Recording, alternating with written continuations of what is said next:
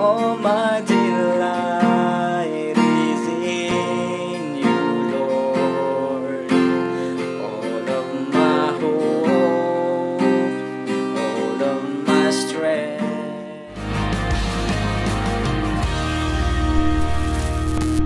So ayan mga katupa, ang pag-aaralan natin ngayon sa video na ito ay None But Jesus by Hillsong. So yung chords na gagamitin natin dito mga katupa ay key of G major. So ay hindi ko alam kung anong original key nito, pero yung ituturo ko sa inyo ngayon ay key of G, pero gagamit tayo ng capo sa ating 3rd fret. So yung key ngayon na ginagamit na natin ay key of A sharp. Kung sa tingin niyo mababa ito para sa inyo or kung mataas man, pwede kayong mag-adjust ng capo kung saan niyo gusto. Then kapag wala naman kayong capo, pwede naman kayong hindi maglagay as long as ibabagay ninyo yung boses ninyo sa tunog ng gitara. Pero ngayon, dahil ito yung medyo kaya naman ng boses ko para maituro ko sa inyo, gumamit ako ng capo sa 3rd fret. So key of G, then nasa A sharp na tayo. So narito mga katupa yung lahat ng chords na gagamitin natin sa buong kanta. Una, mayroon tayong G, E minor 7 or E minor, C add 9 or C na ganito. Kayo na bahala kung anong gusto nyo gamitin dyan. Gagamit din tayo dyan ng A minor. And last one, gamit tayo ng D major. Then pagdating naman sa ating strumming pattern, magkaroon din siya ng pagkakaiba, hindi consistent yung ating strumming pattern. Sa intro, yung strumming natin dyan, down, down, up, up, down, down, down, up. So, i-apply natin yung ating strumming pattern sa intro. Then, yung chords naman ng ating intro, E minor 7, C add 9 or C, G, then D. So, yun yung chords natin. So, apply natin yung ating strumming pattern. So, kompleto bawat chord, yung ating strumming. Yan. G. And sa D. Then, pupunta na dyan ng verse. Sa pagdating naman ng verse, yung strumming pattern niya ay ganun pa rin sa kagaya ng sa intro. Magbabago na doon sa may pre-chorus. Yung strumming na sa pre-chorus ay ganito na. Down, down, down, up. Yan. So, bali, hindi kompleto yung strumming pattern sa bawat chord. Tapos, lipat na ng another chord. Pagdating naman ng chorus, yung kanyang strumming pattern, kagaya lang din sa may intro and then verse, pero running chords. So, ibig sabihin nun, hindi natin kukumplituhin. May part na hindi kukumplituhin yung strumming pattern.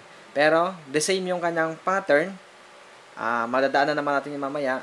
Pero, magkakaroon ng mabilisang paglipat or shifting.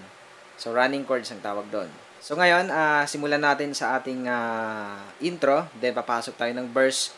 Sundan ninyo, mayroon naman tayong lyrics and then chords sa ating screen. Paano natin tutugtugin. Then, C. Then, G. Then, D. Pagkada ng verse. In the quiet, in the stillness, I know that you are God. Repeat lang yung pattern. In the secret of your, I know that I am restored. Then pre-chorus. When you fall. Yan. Then, same pattern. Each new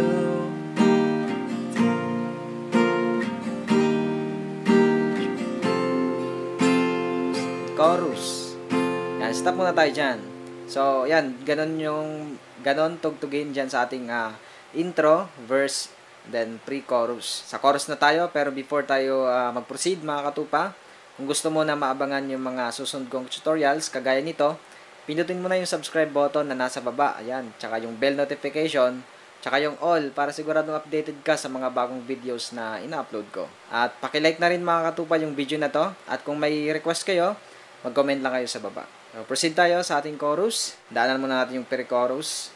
Each new day again I choose. Chorus. Punta mo na E minor 7. There is no one else for me, none but Jesus, crucified to set me free. Now I live to bring you praise. Then punta ng E minor 7. Gagawin yung intro.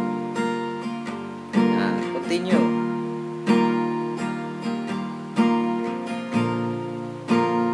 Then D. Then verse 2. So of course, kung ano yung ginawa natin kanina sa may verse 1, ganun din sa may verse 2. The same pattern and then chords. So let us assume na lang mga katupa na natapos natin yung verse 2. Then magka-chorus or pre-chorus muna, then chorus. Para hindi tayo matagalan sa video na to. Ngayon, papasok naman tayo ng bridge. So, turo ko sa inyo paano pumasok. So, yung chords niya, tsaka pattern, the same doon sa chorus. So, ganun lang kadali. Pag end natin doon sa may chorus, halimbawa, natapos na tayo ng verse 2, nag-chorus, then gusto mo na pumasok ng bridge, gagawin ulit yung instrumental. So, yung instrumental niya, ganun pa rin sa ginawa natin sa intro. Yan, instrumental. C. G. Then D. Pasok na ng bridge. Oh, my delight is in you, Lord.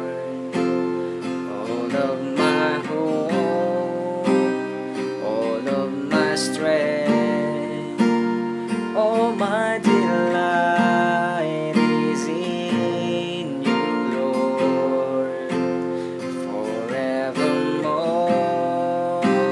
So kung ilang beses nyo gusto gawin yan, pwede nyo ulitin pa.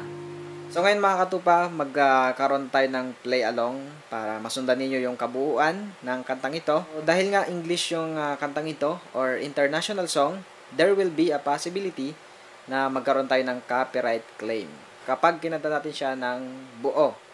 So, to avoid that, hindi ko siya kakantahin. Bali, paputol-putol yung aking pagkanta. So, ang gagawin nyo ay kumanta kayo habang sinusundan ninyo yung pagtugtog natin sa gitara.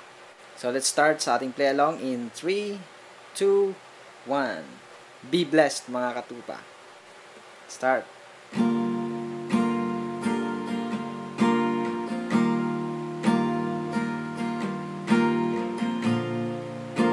Feel natin yung kanta, feel natin yung message. The quiet,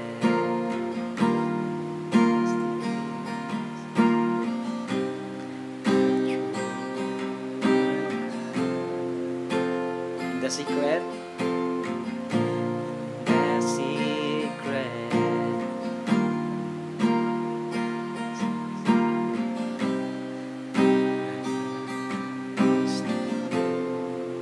Chorus. When you call, I want with you. Yes, Lord. Each new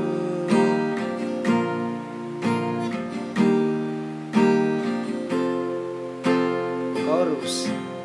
Lord. There is no one else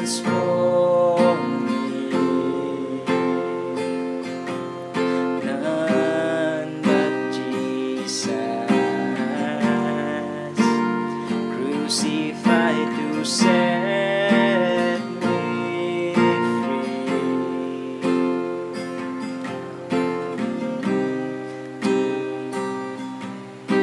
Instrumental.